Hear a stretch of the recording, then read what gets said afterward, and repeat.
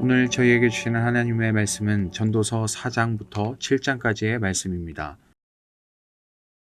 4장. 나는 또 세상에서 벌어지는 온갖 억압을 보았다. 억눌리는 사람들이 눈물을 흘려도 그들을 위로하는 사람이 없다. 억누르는 사람들은 폭력을 휘두르는데 억눌리는 사람들을 위로하는 사람이 없다. 그래서 나는 아직 살아 숨쉬는 사람보다는 이미 숨이 넘어가 죽은 사람이 더 복되다고 말하였다. 그리고 이 둘보다는 아직 태어나지 않아서 세상에서 저질러지는 온갖 못된 일을 못 본 사람이 더 낫다고 하였다. 온갖 노력과 성취는 바로 사람끼리 갖는 경쟁심에서 비롯되는 것임을 나는 깨달았다. 그러나 이 수고도 헛되고 바람을 잡으려는 것과 같다. 어리석은 사람은 팔짱을 끼고 앉아서 제 몸만 축낸다고 하지만 적게 가지고 편안한 것이 많이 가지려고 수고하며 바람을 잡는 것보다 낫다. 나는 세상에서 헛된 것을 또 보았다. 한 남자가 있다. 자식도 형제도 없이 혼자 산다. 그러나 그는 쉬지도 않고 일만 하며 산다. 그렇게 해서 모은 재산도 그의 눈에는 차지 않는다. 그러면서도 그는 가끔 어찌하여 나는 즐기지도 못하고 사는가? 도대체 내가 누구 때문에 이 수고를 하는가? 하고 말하니 그의 수고도 헛되고 부질없는 일이다. 혼자보다는 둘이 더 낫다. 두 사람이 함께 일할 때에 더 좋은 결과를 얻을 수 있기 때문이다. 그 가운데 하나가 넘어지면 다른 한 사람이 자기의 동물을 일으켜줄 수 있다. 그러나 혼자 가다가 넘어지면 딱하게도 일으켜줄 사람이 없다. 또 둘이 누우면 따뜻하지만 혼자라면 어찌 따뜻하겠는가. 혼자 싸우면 지지만 둘이 힘을 합하면 적에게 맞설 수 있다. 세겹줄은 쉽게 끊어지지 않는다. 아무리 나이가 많아도 신하의 직언을 듣지 않는 왕은 어리석다. 그보다는 가난할지라도 슬기로운 젊은이가 더 낫다. 한 나라의 가난한 집안에서 태어나서 젊어서 감옥살이를 하다가도 임금 자리에 오를 수 있다. 내가 보니 세상에서 살아 움직이는 모든 사람이 왕의 후계자가 된 젊은이를 따른다. 한 왕이 다스리는 백성의 수가 셀 수 없이 많다 하여도 그가 물러나면 어느 누구도 그의 업적을 찬양하지 않으니 왕으로서 통치하는 것도 헛되며 바람을 잡으려는 것과 다를 바 없다. 5장. 하나님의 집으로 갈 때에 발걸음을 조심하여라. 어리석은 사람은 악한 일을 하면서도 깨닫지 못하고 재물이나 바치면 되는 줄 알지만 그보다는 말씀을 들으러 갈 일이다. 하나님 앞에서 말을 꺼낼 때에 함부로 입을 열지 말아라. 마음을 조급하게 가져서도 안 된다. 하나님은 하늘에 계시고 너는 땅 위에 있으니 말을 많이 하지 않도록 하여라. 걱정이 많으면 꿈이 많아지고 말이 많으면 어리석은 소리가 많아진다. 하나님께 맹세하여 서원한 것은 미루지 말고 지켜라. 하나님은 어리석은 자를 좋아하지 않으신다. 너는 서원한 것을 지켜라. 서원하고서 지키지 못할 바에는 차라리 서원하지 않는 것이 낫다. 너는 혀를 잘못 눌려서 죄를 짓지 말아라.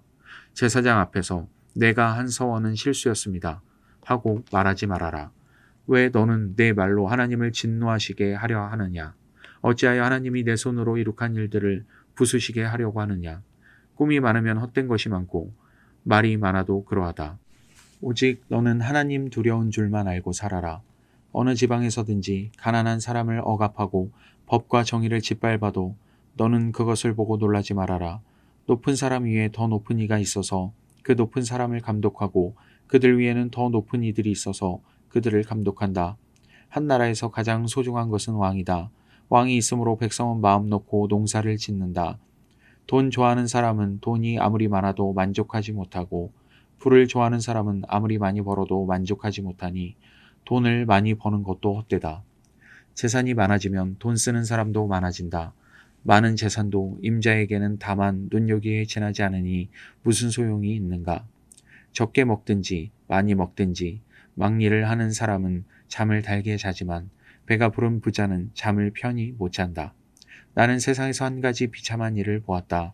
아끼던 재산이 그 임자에게 오히려 해를 끼치는 경우가 있다. 어떤 사람은 재난을 만나서 재산을 다 잃는다. 자식을 낳지만 그 자식에게 아무것도 남겨줄 것이 없다. 어머니 태에서 맨몸으로 나와서 돌아갈 때에도 맨몸으로 간다. 수고해서 얻은 것은 하나도 가져가지 못한다.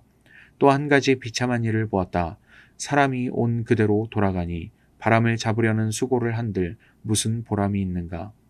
평생 어둠 속에서 먹고 지내며 온갖 울분과 고생과 분노에 시달리며 살 뿐이다. 그렇다. 우리의 한평생이 짧고 덧없는 것이지만 하나님이 우리에게 허락하신 것이니 세상에서 애쓰고 수고하여 얻은 것으로 먹고 마시고 즐거워하는 것이 마땅한 일이요 좋은 일임을 내가 깨달았다. 이것은 곧 사람이 받은 몫이다. 하나님이 사람에게 부와 재산을 주셔서 누리게 하시며 정해진 몫을 받게 하시며 수고함으로써 즐거워하게 하신 것이니 이 모두가 하나님이 사람에게 주신 선물이다. 하나님은 이처럼 사람이 행복하게 살기를 바라시니 덧없는 인생살이에 크게 마음 쓸 일이 없다. 6장. 나는 세상에서 또 한 가지 잘못되고 억울한 일을 본다. 그것은 참으로 견디기 어려운 것이다. 하나님이 어떤 사람에게는 부와 재산과 명예를 원하는 대로 다 주시면서도 그것들을 그 사람이 즐기지 못하게 하시고 엉뚱한 사람이 즐기게 하시니 참으로 어처구니가 없는 일이요 통탄할 일이다. 사람이 자녀를 100명이나 낳고 오랫동안 살았다고 하자. 그가 아무리 오래 살았다고 하더라도 그 재산으로 즐거움을 누리지도 못하고 죽은 다음에 제대로 묻히지도 못한다면 차라리 태어날 때에 죽어서 나온 아이가 그 사람보다 더 낫다. 태어날 때에 죽어서 나온 아이는 뜻없이 왔다가 어둠 속으로 사라지며 그 속에서 영영 잊혀진다. 세상을 보지도 못하고 인생이 무엇인지 알지도 못한다. 그러나 이 아이는 그 사람보다 더 편하게 안식을 누리지 않는가. 비록 사람이 1000년씩 2번을 산다고 해도 자기 재산으로 즐거움을 누리지도 못하면 별 수 없다. 마침내는 둘 다 같은 곳으로 가지 않는가. 사람이 먹으려고 수고를 마다하지 않지만 그 식욕을 채울 길은 없다. 슬기로운 사람이 어리석은 사람보다 나은 것이 무엇인가. 가난한 사람이 세상 살아가는 법을 안다고 해서 무슨 소용이 있는가. 이것 또한 헛되고 바람을 잡으려는 것과 같다. 가지고 있는 것으로 만족하는 것이 욕심에 사로잡혀서 헤매는 것보다 낫다. 지금 있는 것은 무엇이든지 이미 오래전에 생긴 것이다. 인생이 무엇이라는 것도 이미 알려진 것이다. 사람은 자기보다 강한 이와 다툴 수 없다. 말이 많으면 빈말이 많아진다. 많은 말이 사람에게 무슨 도움을 주는가. 그림자처럼 지나가는 짧고 덧없는 삶을 살아가는 사람에게 무엇이 좋은지를 누가 알겠는가. 사람이 죽은 다음에 세상에서 일어날 일들을 누가 그에게 말해줄 수 있겠는가. 7장. 명예가 값비싼 향유보다 더 낫고 죽는 날이 태어나는 날보다 더 중요하다. 초상집에 가는 것이 잔치집에 가는 것보다 더 낫다. 살아있는 사람은 누구나 죽는다는 것을 명심하여야 한다. 슬픔이 웃음보다 나은 것은 얼굴을 어둡게 하는 근심이 마음에 유익하기 때문이다. 지혜로운 사람의 마음은 초상집에 가 있고 어리석은 사람의 마음은 잔치집에 가 있다.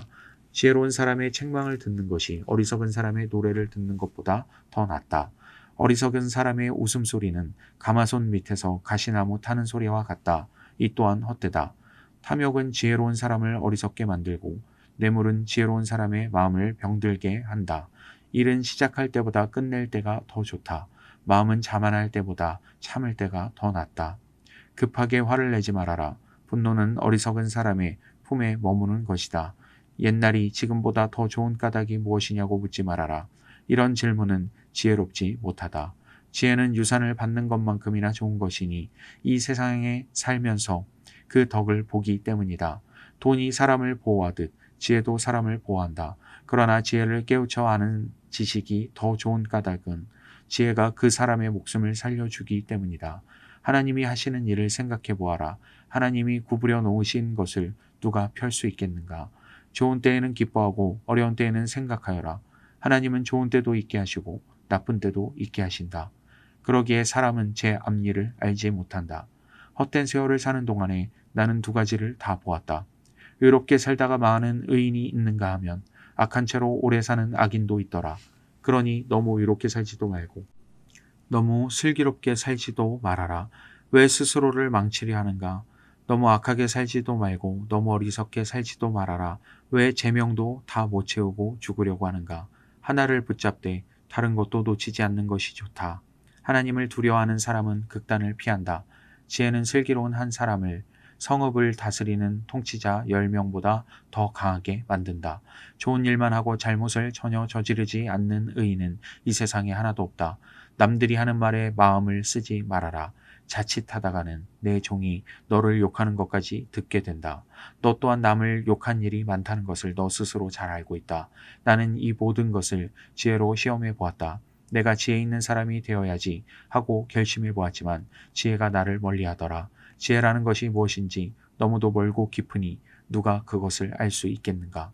그래도 나는 한 곳으로만 정신을 쏟아보았다. 지혜가 무엇인지, 사물의 이치가 어떤 것인지를 연구하고 조사하고 이해하려고 하였다.